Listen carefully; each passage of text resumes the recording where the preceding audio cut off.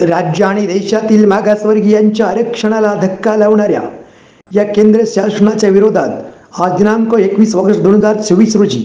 भारत देशातील सर्व मागासवर्गीय जनतेने व सर्व संघटनेने एकत्र येऊन भारतभर केंद्रीय शासनाच्या विरोधात, भारत देशाच्या सर्वोच्च न्यायालयातील न्यायाधीशांच्या विरोधात त्यांनी दिनांक 1 ऑगस्ट 2024 रोजी देशातील सर्व मागासवर्गीयांच्या विरोधात जाऊन SC/ST वर्गातील व्यक्तींच्या आरक्षणाच्या बाबतीत जो अबकड वर्गवारीचा कायदा नुकताच पारित केलाय व केंद्रीय तसेच राज्य शासनाने मागासवर्गीयांना त्यांच्या नोकरीसाठी व इतरत्र ठिकाणी नॉन क्रिमिलेअरची अट लागू केली आहे, म्हणून त्यांच्या विरोधात आणि केंद्र सरकारच्या विरोधात शासनाला जाब विचारण्यासाठी म्हणून सुप्रीम कोर्टाच्या न्यायाधीशांनी जो बेकायदेशीरपणे निर्णय घेतलाय तो निर्णय रद्द करावा म्हणून देशभर मागासवर्गीयाच्या वतीने बंद पुकारला होता. त्या बंदला प्रतिसाद देऊन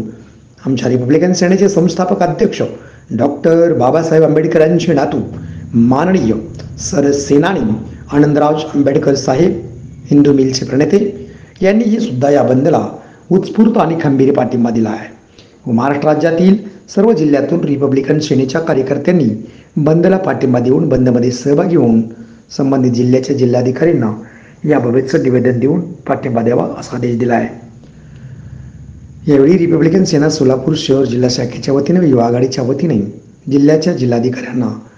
पक्षाच्या वतीने निवेदन देण्यात आलं. यावेळी रिपब्लिकन सेना महाराष्ट्र राज्याचे कार्यकारिणी सदस्य तथा धाराशिव उस्मानाबाद जिल्ह्याचे पक्षनिरीक्षक धडाडीचे नेतृत्व सिद्धार्थ दादा कांबळे, रिपब्लिकन सेना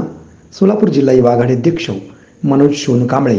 सोलापूर जिल्हा युवा आघाडी सरचिटणीस अशोक बनसोडे,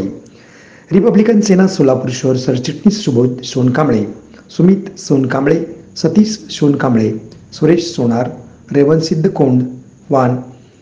सोमनाथ बिराजदार, विजय हावले, विजय मस्के आदींची यावेळी उपस्थित होती.